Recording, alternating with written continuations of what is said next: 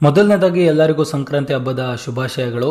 So ಈ ಹಬ್ಬ ನಿಮ್ಮ ಬಾಳಲ್ಲಿ ಬೆಳಕನ್ನ ತರಲಿ ಅಂತ ಹೇಳಕ್ಕೆ ಇಷ್ಟಪಡ್ತೀನಿ. ಹಾಗೆ ಮ್ಯಾಟ್ರಿಗೆ ಬರೋದಾದ್ರೆ, ಸೊ ಕಾರ್ತಿಕ್ ಅವ್ರಿಗೆ ಒಂದು ಜೆನ್ಯೂನ್ ಫ್ರೆಂಡ್ಶಿಪ್ ಸಿಕ್ಕಿತ್ತು ಅಂತಾನೆ ಹೇಳ್ಬೋದು. ತನೀಶ್ ಅವರು ಯಾರಿಗೆ ಏನೇ ಮಾತಾಡಿದ್ರು, ಯಾರಿಗೆ ಏನೇ ಹೇಳಿದ್ರು, ಕಾರ್ತಿಕ್ ಅವ್ರಿಗೆ ತುಂಬಾ ಜೆನ್ಯೂನ್ ಆಗಿದ್ರು. ಹಾಗೆ ತುಂಬಾ ಜೆನ್ಯೂನ್ ಫೀಲಿಂಗ್ಸ್ ಇತ್ತು ಅವ್ರ ಜೊತೆ, ಕಾರ್ತಿಕ್ ಅವರ ಜೊತೆ ತನೀಶ್ ಅವರಿಗೆ.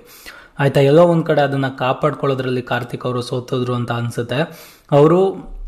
ಕಾರ್ತಿಕ್ ಅವರು ಸಂಗೀತ ಅವರ ಜೊತೆಗಿದ್ದಾಗ ಒಂದು ಬಾಂಡಿಂಗ್ ಏನಿತ್ತು ಇವ್ರ 3 ಜನದ್ದು, ಸಂಗೀತ, ಕಾರ್ತಿಕ್ ಹಾಗೂ ತನೀಶ್ ಅವ್ರದ್ದು, ಅದು ನೋಡಕ್ಕೆ ಒಂಥರ ಖುಷಿ ಆಗೋದು. ಸಂಗೀತ ಅವರು ಕಾರ್ತಿಕ್ ಅವರಿಂದ ದೂರ ಆಗಕ್ಕೆ ಕಾರ್ತಿಕ್ ಅವ್ರು ಒಬ್ಬರೇ ಕಾರಣ ಅಂತ ನಾನು ಯಾವುದೇ ಕಾರಣಕ್ಕೂ ಹೇಳಲ್ಲ.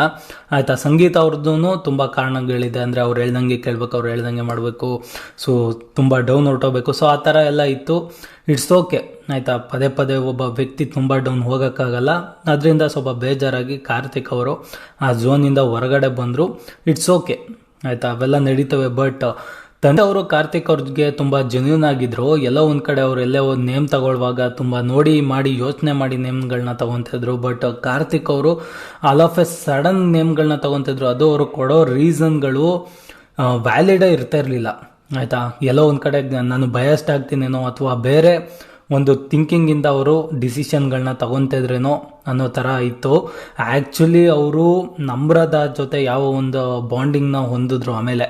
ಆಯಿತಾ, ಸಂಗೀತ ಅವರು ಮತ್ತು ತನೀಶ್ ಅವ್ರನ್ನ ಬಿಟ್ಟು ನಮ್ರತ ಜೊತೆ ಯಾವಾಗ ತುಂಬ ಕ್ಲೋಸ್ ಆಗೋಕ್ಕೆ ಸ್ಟಾರ್ಟ್ ಆದರು, ಅಲ್ಲಿಂದ ಎಲ್ಲೋ ಒಂದು ಕಡೆ ಅವ್ರ ಮೇಲೆ ಜನಗಳಿಗೆ ಒಪಿನಿಯನ್ನು ಬೇರೆ ಥರನೇ ಬಿಲ್ಡ್ ಆಗೋಕ್ಕೆ ಸ್ಟಾರ್ಟ್ ಆಯಿತು. ಯಾಕಂದರೆ ಅವ್ರು ಇವಾಗ ಆಲ್ರೆಡಿ ಜನಗಳು ಒಂದು ಫೇಸ್ನ ನೋಡ್ಬಿಟ್ಟಿರ್ತಾರೆ. ಆಯಿತಾ, ಕಾರ್ತಿಕ್ ಈ ಥರ ವ್ಯಕ್ತಿ ಹಿಂಗಿರ್ತಾನೆ, ಫ್ರೆಂಡ್ಶಿಪ್ಪಿಗೆ ಈ ಥರ ವ್ಯಾಲ್ಯೂ ಮಾಡ್ತಾನೆ ಅಂತ. ಅವರು ಫ್ರೆಂಡ್ಶಿಪ್ನೂ ಬಿಟ್ಟು ಫಸ್ಟು ಜೊತೆಗಿದ್ದಂತಹ ಸಂಗೀತ ಅವರ ಅಂತ ಸ್ನೇಹನೂ ಬಿಟ್ಟು ಅವರು ಸುಮ್ಮನೆ ಇದ್ದಿದ್ರು ಏನೋ ಒಂದು ಒಪಿನಿಯನ್ ಇರೋದೇನೋ ಜನಗಳ ಮನಸ್ಸಲ್ಲಿ. ಬಟ್ ಅವರು ನಮ್ರತ ಜೊತೆ ಬಿಹೇವ್ ಮಾಡೋಕ್ಕೆ ಸ್ಟಾರ್ಟ್ ಮಾಡಿದಂತಹ ವೇ ಎಲ್ಲೋ ಒಂದು ಕಡೆ ಜನಗಳಿಗೆ ಬೇಜಾರಾಗಕ್ಕೆ ಸ್ಟಾರ್ಟ್ ಆಯಿತು. ಇದೇನು ಗುರು, ಅವ್ರು ಬಿಟ್ಟು ಇವರು ಒಳ್ಳೆ ಫ್ರೆಂಡ್ಶಿಪ್ಗೂ ವ್ಯಾಲ್ಯೂ ಕೊಡಲಿಲ್ಲ, ಆಮೇಲೆ ಒಂದು ಬಾಂಧವ್ಯಕ್ಕೂ ಬೆಲೆ ಇಲ್ಲ ಅಂದಮೇಲೆ ಸೊ ಕಾರ್ತಿಕ್ ಯಾಕೆ ಈ ಥರ ಮಾಡ್ಕೊಂಡ್ರು ಅಂತ ಹೇಳ್ಬಿಟ್ಟು ಎಲ್ಲರಿಗೂ ಕಾಡೋಕ್ಕೆ ಸ್ಟಾರ್ಟ್ ಆಗಿದ್ದಂತಹ ಪ್ರಶ್ನೆ. ಹಾಗೆ ಎಲ್ಲೇ ನೇಮ್ ತಗೊಳ್ಳುವಾಗಲೂ ತನೀಶ್ ಅವರ ನೇಮ್ ತಗೊತಿದ್ರು ಓಕೆ, ಬಟ್ ಅವ್ರು ಕೊಡ್ತಾ ಇದ್ದಿದ್ದ ರೀಸನ್ನು ಅವ್ರ ಮನಸ್ಸಿಗೆ ತುಂಬ ಚುಚ್ಚೋ ಥರ ಇತ್ತು. ಅಂದರೆ ಅವರು ಆಟದಲ್ಲಿಲ್ಲ, ಆ ಥರ ಎಲ್ಲ ರೀಸನ್ಗಳು, ಅದೆಲ್ಲ ತನೀಶ್ ಅವ್ರಿಗೆ ಸ್ವಲ್ಪ ಬೇಜಾರಾಗೋಕ್ಕೆ ಸ್ಟಾರ್ಟ್ ಆಯಿತು. ಈ ಬೇಜಾರುಗಳು, ಈ ಮನಸ್ತಾಪಗಳೇ ಇವತ್ತಿನ ದಿನದ ಕಾರಣ ಆಗಿರೋದು. ಸೊ ತನೀಶ್ ಅವರು ನೇರವಾಗಿ ಕಾರ್ತಿಕ್ ಅವ್ರನ್ನ ನಾಮಿನೇಟ್ ಮಾಡಿದ್ದಾರೆ. ಅದು ಅವರ ಫೋಟೋನ ಬೆಂಕಿಗೆ ಎಸೆಯೋ ಮೂಲಕ.